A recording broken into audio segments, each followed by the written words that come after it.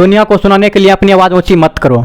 दुनिया को सुनाने के लिए अपनी आवाज़ ऊंची मत करो, बल्कि अपना व्यक्तित्व इतना ऊंचा बनाओ कि आपको सुनने के लिए लोग इंतजार करें।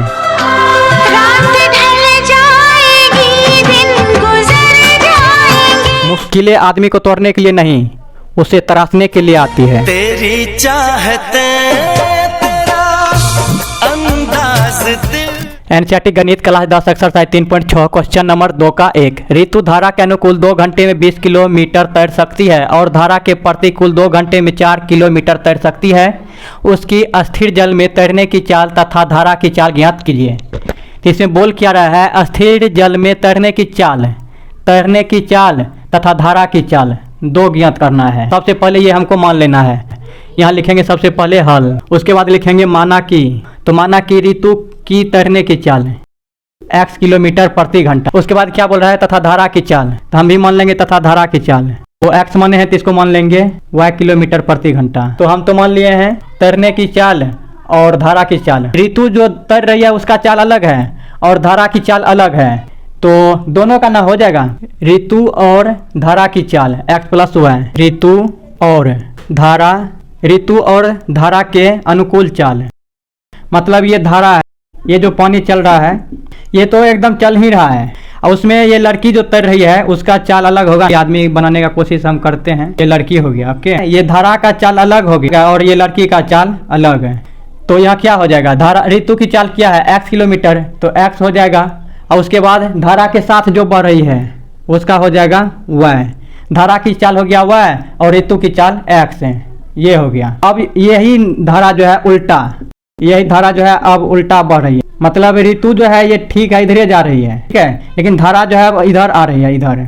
अब ये धारा जो है प्रतिकूल हो गया, ये अनुकूल था x प्लस y और ये हो गया प्रतिकूल। तो ये क्या हो जाएगा x माइनस y।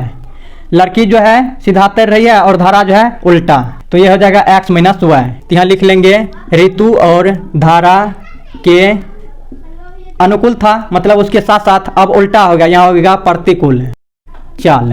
तो यहाँ क्या हो जाएगा x माइनस y। समय और दूरी जो है दिया हुआ है, यहाँ लिखेंगे अब सूत्र से। सूत्र क्या लिखेंगे, समय बराबर दूरी बटे चाल। समय के बटे में क्या छुपा हुआ है 1, तो अब जो है हम तिरछा गुना कर लेंगे। तिरछा गुना हो जाएगा समय से चाल में और दूरी से 1 में। तो यहाँ हो जाएगा समय और ये हो जाएगा गुना में चाल है, और ये हो जाएगा बराबर है दूरी गुना 1 दूरी होगा। ये समय मेरा कितना है 2 घंटा, उसके बाद गुना है तो गुना चाल। चाल क्या है मेरा ऋतु और धारा का अनुकूल वाला चाल कितना है x प्लस y। तो ये ले लेंगे x प्लस y।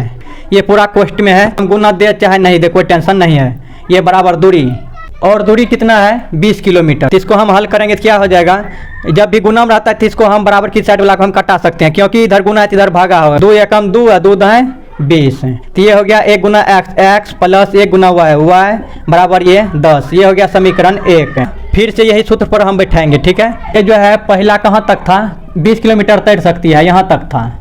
ओके, उसके बाद ये फिर से प्रतिकूल वाला हो गया, मतलब उल्टा वाला, ये नीचा वाला, ये हो गया स्टेप 2 और ये हो गया 1।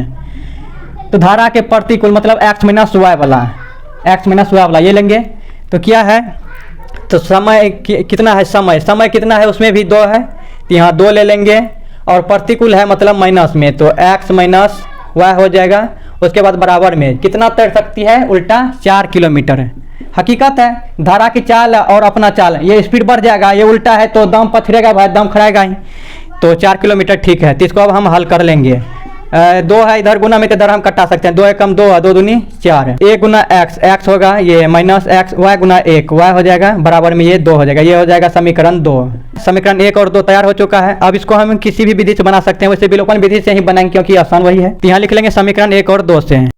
तो समीकरण 1 मेरा कितना है x प्लस y बराबर में 10, और दूसरा समीकरण क्या है x माइनस y बराबर में 2। तो वह बात ये खत्म हो जाएगा, ये हो जाएगा 2x बराबर में 10 2 12।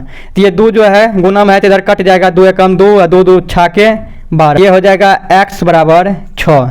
ये x का मान 1 2 में रख देंगे तो y का मान भी आ जाएगा। अब x का मान समीकरण 1 में x प्लस y बराबर में 10 है। ओके, तो x का मान कितना है 6, यहाँ 6 ले लेंगे, प्लस में y बराबर में 10। तो यहाँ हो जाएगा y बराबर 10, इधर प्लस है तो उधर जाएगा माइनस में 6।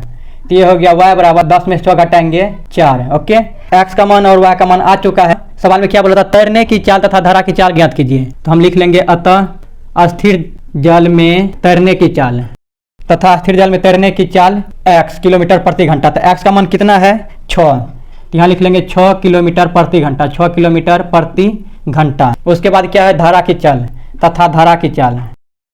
धारा की चाल हम क्या माने हैं y किलोमीटर प्रति घंटा, तो y का मान क्या है 4, तो यहाँ देखा 4 किलोमीटर प्रति घंटा। अतः स्थिर जल में तैरने की चाल 6 किलोमीटर प्रति घंटा तथा धारा की चाल 4 किलोमीटर प्रति घंटा। यही हो गया मेरा आंसर। बाकी बात मिलते हैं अगले वीडियो में, तब तक के लिए बाय।